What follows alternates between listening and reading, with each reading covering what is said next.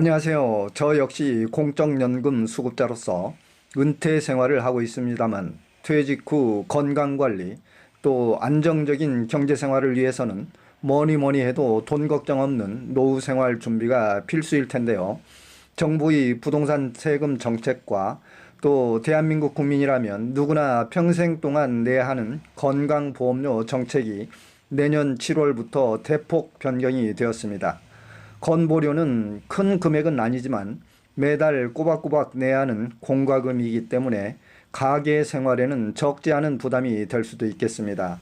그래서 이번 강의는 개편되는 건보료 정책이 어떻게 달라졌는지, 직장 지역가입자의 건보료 산정 체계를 상세히 알아보고 건보료를 한 푼이라도 절약하는 비법은 과연 무엇이 있는지, 국세청이 통보하는 건보료 소득자료 기준에 따라서 건보료에 미치는 영향을 살펴보도록 하겠습니다.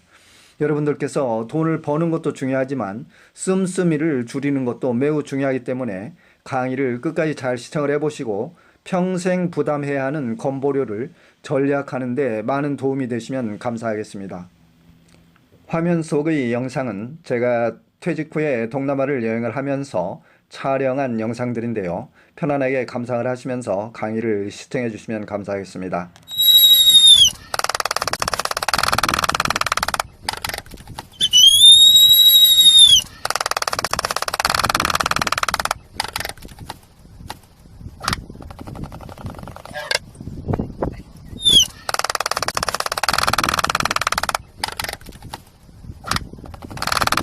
우선 간단히 국민건강보험제도 개편 연역과 시행 시기를 살펴보겠습니다.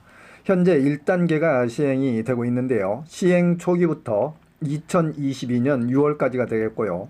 2단계 전면적인 개편 시기는 2022년 7월 이후가 되겠습니다. 2단계 개편되는 주요 내용을 좀 살펴보게 되면 크게 두 가지로 요약이 되겠는데요.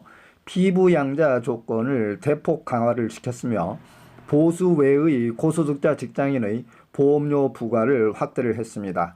현행 유소득 피부양자 수가 32만 세대 36만 명에 달했는데 변경된 후에는 47만 세대 59만 명으로 직장인의 피부양자로 소속이 되어 있다가 피부양자 탈락 후에 지역 가입자로 새로 편입 증가할 수 있는 인원수가 23만 명으로 늘어서 종전 대비 약 64% 대폭 증가가 되겠습니다.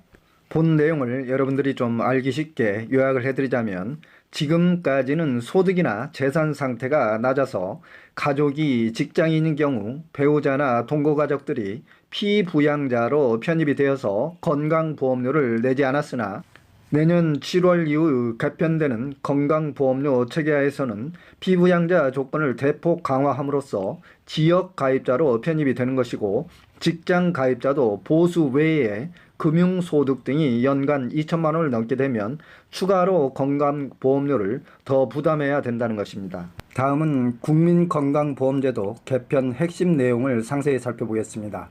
첫째는 직장 가입자의 보수 외의 소득이 연간 2천만 원을 초과하면 추가 부담이 발생을 하겠고요. 둘째는 피부양자 자격 요건이 대폭 강화되었다는 것입니다. 만약에 피부양자에서 탈락이 되는 경우에는 지역보험 가입자로 전환이 되어서 추가로 지역보험 가입 보험료를 납부를 하셔야 되겠고요. 여기서 피부양자 자격 요건을 좀 상세하게 살펴보면 첫째는 사업소득이 없어야 하고 둘째는 합산소득은 연 2천만 원 이하가 되겠습니다. 셋째, 재산 과표는 3억 6천만 원 이하가 되어야 되며 3억 6천에서 9억까지는 연간 소득 1천만 원 이하가 되겠습니다. 여기서 합산소득이라고 하는 것은 이자, 배당, 사업, 근로, 연금, 기타 소득의 합계액이 되겠습니다. 또 한 가지는 주택임대사업자분들께서 특히 유의를 하셔야 되겠는데요. 월세 기준 주택임대사업자 등록 후에 1천만 원 초과 시는 피부양자가 탈락이 되겠고요. 주택임대사업자를 미등록한 사람은 연간 400만 원 초과 시 탈락이 되겠습니다. 기타 2단계 건강보험료 부과체계 개편한 주요 내용은 화면상의 표를 참고해 보시기 바랍니다. 건강보험제도 적용 대상과 분류를 좀 알아보겠습니다. 건강보험의 적용 대상은 국내에 거주하는 국민으로서 건강보험의 가입자 또는 그 피부양자가 되겠고요. 분류로서는 직장 가입자와 지역 가입자가 있겠는데요. 직장 가입자는 사업장 근로자와 공무원, 교직원 및 그 피부양자, 지역 가입자는 직장 가입자를 제외한 모든 지역의 가입자가 되겠습니다. 직장 가입자의 피부양자라는 것은 직장 가입자에 의해서 생계를 유지하는 사람으로서 보수 또는 소득이 없는 사람을 일컫는 말이 되겠습니다. 여기서 직장 가입자의 피부양자가 될 수 있는 자는 배우자, 배우자의 직계 존비속을 포함을 하겠습니다. 또한 직장 가입자의 직계 존비속과 그 배우자의 형제 자매까지를 포함한다고 보시면 되겠습니다. 여러분들이 좀 더 알기 쉽도록 피부양자가 될 수 있는 자를 좀 설명을 해드리자면, 직장 가입자로 인해서 생계를 유지하는 가족으로서 그 피부양자는 보수 또는 소득이 없는 사람을 일컫는다고 이해를 하시면 되겠습니다. 부동산 세금 같은 경우에는 보유세나 양도세, 증여세 같은 세금은 행위가 있거나 연간 한두 번 내면 끝이지만, 건강보험료는 금액이 크지는 않지만 매월 납부를 해야 되는 공과금이기 때문에 가정생활을 유지하는 데 있어서 결코 무시할 수 없는 지출인 것이고, 또 해가 거듭할수록 부담액이 자꾸 높아지는 추세이기 때문에 여러분들이 건강보험료 부담 산정 기준에 대해서는 꼼꼼하게 체크를 해보시고 잘 알아두시는 것이 좋겠습니다. 건강보험료 산정 기준을 좀 살펴보게 되면, 직장 가입자는 보수월액 보험료와 소득월액 보험료 두 가지로 나눠져 있는데요. 보수월액 보험료 산정은 회사에서 매달 받는 급여와 봉급, 상여금, 비과세 소득, 퇴직금은 제외가 되겠고요. 소득월액으로는 보수 이외에 발생하는 소득이 되겠습니다. 말하자면 이자나 배당, 사업, 근로, 연금, 기타 소득 등이 되겠는데요. 보수 이외의 소득이 연간 3,400만 원 초과 시에 산정 기준이 되겠습니다.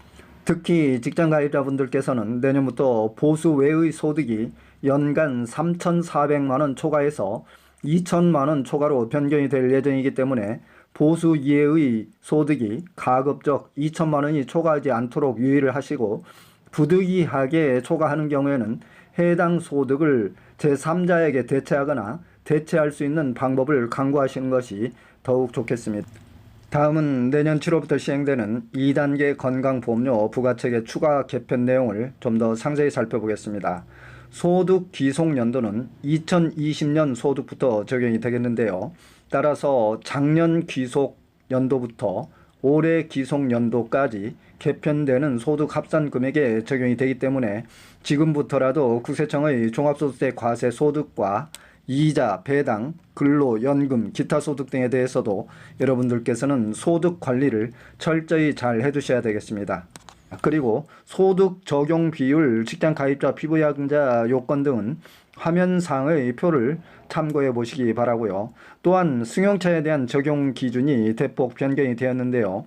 내년부터는 4천만 원 이상의 고가 승용차에만 부과가 되겠습니다. 그리고 지역 가입자 재산보험료 공제 금액은 2단계에서는 종전의 500에서 1,200만 원까지 공제했던 것을 5천만 원까지 공제가 금액이 상향이 되었습니다. 또한 건강보험료 최저보험료는 14,320원에서 17,120원으로 상향 조정이 되었습니다. 기타 변경된 내용의 상세한 내역들은 화면상의 표를 참고를 해보시기 바랍니다. 여기서 2021년 기준 건강보험료 산정 계산 방법을 잠깐 알아보겠습니다. 보수월액 보험료는 보수월액의 6.86%를 곱하시면 되겠고요. 보수월액이라는 것은 당해년도에 지급받는 총 보수를 근무 개월수로 나눈 금액이 되겠습니다. 소득월액 보험료는 연간 보수의 소득에서 3,400만 원 기본 공제를 차감한 금액에서 12개월로 나눠 가지고 월별로 6.86%를 곱하면 되겠습니다. 저희 산울TV는 정부의 부동산 세금 정책과 각종 생활제도 변경, 동남아 여행 정보, 은퇴 생활 정보, 자격증 정보 등 일상생활에 필요한 정보를 신속하고 정확하게 전해드리는 채널입니다. 여러분들께서 관심과 애정으로 구독, 좋아요, 알림 설정해 주시면 대단히 감사하겠습니다. 또한 궁금하신 사항이 계시면 제 카톡 아이디로 연락을 주시게 되면 제가 시간이 될 때 친절히 답변을 해드리도록 하겠습니다. 다음은 지역가입자의 건강보험료 산정 기준을 살펴보겠습니다. 소득과 재산, 보유 자동차에 따라서 점수를 매기고 점수에 따라서 보험료가 산정이 되겠는데요. 소득이라는 것은 이자와 배당, 사업, 근로, 연금, 기타 소득, 여기에서 비과세 소득은 제외가 되겠습니다. 재산이라는 것은 토지와 건물, 주택, 선박, 항공기 등을 말하는 것이고요. 여기에서 특히 여러분께서 주의하셔야 될 것은 무주택자는 전월세로 살고 있는 집의 보증금과 월세 금액도 환산해서 재산 금액에 포함시키게 되겠습니다. 자동차는 차량 종류와 가액, 배기량, 사용 연수에 따른 점수에 따라서 산정 기준이 되겠습니다. 다음은 지역가입자 건강보험료 계산 방법을 좀 살펴보겠습니다. 소득과 재산, 자동차의 점수를 모두 합계를 해서 201.5원을 곱해주시면 되겠고요. 장기 요양 보험료는 건강보험료에다가 11.52%를 곱하시면 되겠습니다. 그리고 월 건강보험료의 상한액은 352만 3,950원이고 하한액은 최소한 14,380원 이상이 되겠습니다. 다음은 여러분들이 건강보험에 대해서 궁금해하시는 몇 가지 사항들을 추가적으로 살펴보겠습니다. 주택임대소득과 금융소득 포함 여부를 좀 살펴보겠는데요. 이미 2020년 11월부터 소득금액의 범위에 2천만 원 이하의 주택임대소득과 1천만 원을 초과하는 금융소득이 포함되어 지금 부과되고 있습니다. 단 비과세나 분리과세, 세제 혜택 금융상품에서 발생하는 소득은 제외가 되겠고요. 다음 질문은 지역가입자도 피부양자를 둘 수 있나 하는 질문인데요. 지역가입자는 각자 가입이 원칙이기 때문에 피부양자를 둘 수가 없겠습니다. 직장가입자에 한해서 일정 요건을 갖춘 경우에 부양가족이 있는 경우 피부양자로 등재시킬 수 있는 것입니다. 나머지 기타 자세한 사항은 화면상의 표를 참고를 해보시기 바랍니다. 다음은 국민건강보험 궁금한 참고자료를 살펴보겠습니다. 연금소득 포함 종류를 살펴보게 되면 국민연금과 공적연금이 되겠고요. 공적연금은 공무원, 사학, 군인연금이 되겠습니다. 또한 내년 7월부터 연금이 2천만 원을 초과해서 수령을 하게 되면 피부양자 자격을 상실하게 되겠고요. 연금의 건보료 소득 기준 또한 바뀌게 되는데요. 현행 30%에서 내년 7월부터는 50% 인상되기 때문에 피부양자 상실이 되는 경우에는 연금 보험료가 많이 인상이 되겠습니다. 건강보험료는 세대 단위로 부과를 하게 되겠고요.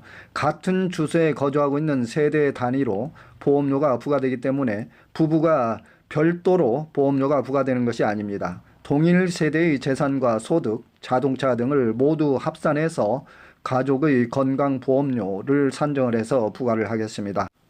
다음은 여러분들이 궁금해하시는 국세청이 건강보험공단에 통보하는 소득자료는 어떤 것들이 있는지 살펴보겠습니다.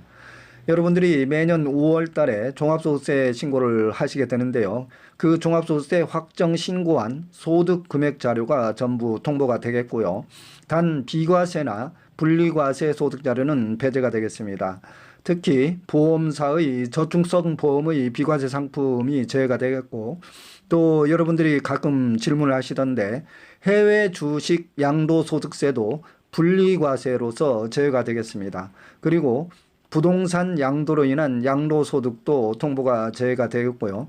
그렇지만 국세청에서 제외되는 소득자료가 또 추후에 세법 변경으로 인해서 바뀔 수가 있기 때문에 여러분들은 항상 국세청의 세법 변경 내용에 대해서 수시로 좀 점검을 해보는 것이 좋겠습니다. 다음은 건강보험료 절약하는 방법을 좀 살펴보겠습니다.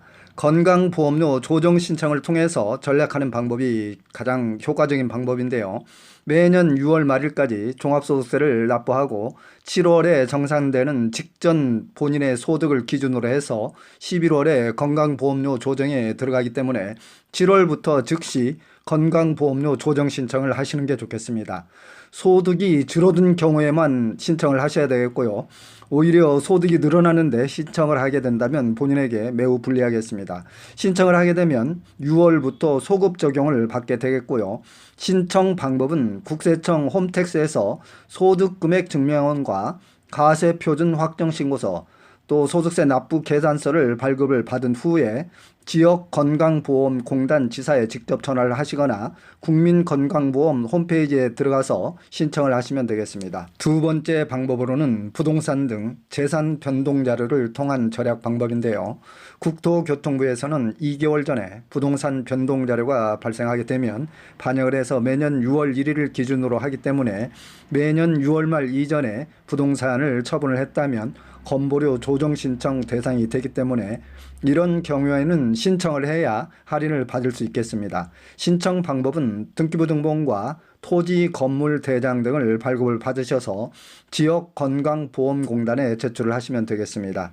다음은 자동차 변동 자료를 통한 절약 방법을 살펴보겠습니다. 자동차를 사고 팔았다든지 또는 폐차를 한 경우에는 자동차는 지방자치단체에서 1개월 전에 변동 내역이 반영이 되므로 자동차를 폐차했거나 소유 변경 내용이 있다면 신청을 할 수 있겠습니다. 신청 방법으로는 신청 서류는 자동차 등록사무소에 가셔서 자동차 등록 원부를 발급받고 관할 행정기관에서 폐차 인수 증명서를 발급받아서 제출을 하시면 되겠습니다. 다음은 전세 보증금과 매월 내는 월세도 건강보험료에 영향을 미치기 때문에 보증금 내역이나 월세가 변경이 되었다거나 또는 부모님이나 친척 집에서 무상으로 거주를 하게 되는 경우에는 조정 신청 대상이 되겠습니다. 신청 방법은 변경된 전월세 계약서, 등기부등본과 건물 대장, 무상 대여자의 전월세 계약서 사본 등을 관할 기관에 제출을 하셔서